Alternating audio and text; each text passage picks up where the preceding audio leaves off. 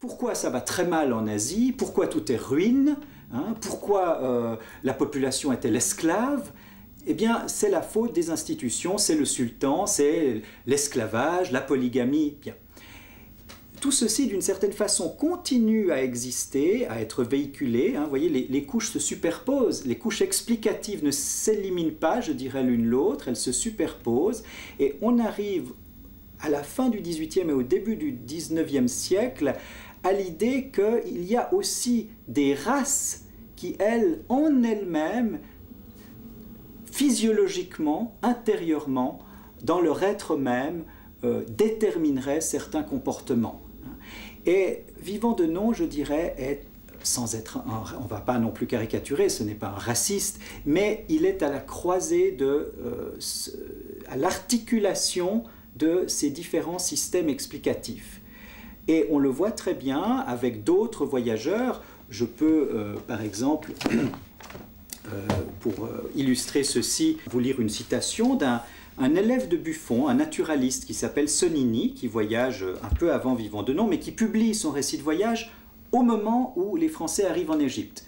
C'est tout à fait voulu. Il y a là voilà, une volonté évidemment de frapper les esprits, une volonté opportuniste. Cette effrayante nudité par laquelle l'Égypte habitable sera toujours circonscrite et resserrée ne dépare point la terre de la Grèce. Voilà, il oppose l'Égypte à la Grèce. Et il en vient à l'Égypte. Si de la comparaison de l'état physique des deux contrées, on passe à celle des hommes qui y vivent, l'on ne trouvera de ressemblance que dans le despotisme sous lequel ils étaient également asservis. Le copte ou le naturel de l'Égypte, dont le caractère se ressent de la sécheresse et de l'âpreté du climat, un souvenir de Montesquieu, est court et pesant. Sa tête est grosse, mais vide. Sa figure est large et aplatie. Vous voyez, on peut retrouver en partie des choses qui correspondent à ce qu'on trouve dans la gravure de Vivant Denon. Son teint est jaune et rembruni. Ça, c'est emprunté directement à Volney. Sa physionomie est ignoble. Il a le caractère sombre et mélancolique. Sa perfidie est d'autant plus dangereuse qu'elle est, pour ainsi dire, plus concentrée.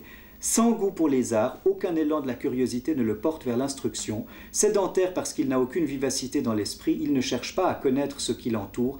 Paresseux et malpropre, grossier et ignorant, dur et superstitieux, il ne lui reste plus aucun souvenir, ni aucune trace de la grandeur de ses ancêtres. Pauvre copte.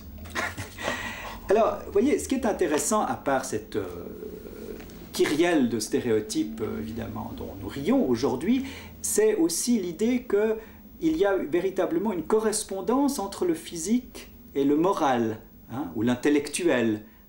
On est là aussi dans une époque où se met en place la physiognomonie, avec un médecin comme Lavater, zurichois. Et puis, deuxième chose peut-être qu'il faut dire pour montrer aussi ce passage du XVIIIe au XIXe siècle et qui illustre l'émergence de cette notion de race, Buffon est quelqu'un qui est encore monogéniste. Ce n'est pas un terme qu'il emploie, c'est une terminologie créée a posteriori, mais ça ne fait rien, elle a une valeur herméneutique, explicative, qui est utile.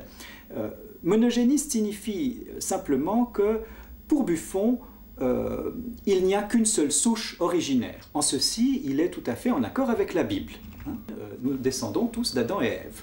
Voilà. Il a beau être un homme des Lumières, sur certains plans, il est absolument en convergence avec cette vision-là, qui est une vision universaliste et, je dirais, heureuse, dans tous les sens du terme. La vision malheureuse, celle vers laquelle le XIXe siècle va s'orienter, c'est l'idée que défend déjà un Voltaire, par antichristianisme, pour mieux combattre la Bible, c'est l'idée que, en réalité, il y aurait plusieurs souches humaines au départ, et donc que les races humaines, peut-être, seraient tellement différentes entre elles que, eh bien, elles n'auraient rien à voir l'une avec l'autre.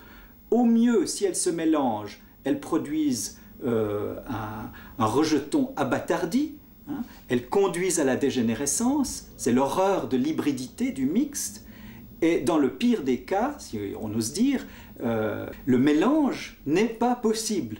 C'est d'ailleurs l'une des caractéristiques, en effet, des espèces aujourd'hui. Hein. Deux animaux d'espèces différentes ne peuvent pas se mélanger. Voilà.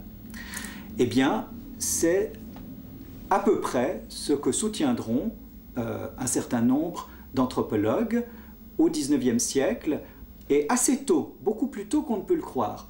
L'un des signes, je dirais, de cette évolution, c'est assez amusant, c'est de voir que le nombre de races humaines est évidemment parfaitement fluctuant. Hein. Vous regardez, suivant les auteurs, il y en a 4. Hein. Par exemple, chez Kant, qui a beaucoup réfléchi sur cette question, il y en a 4.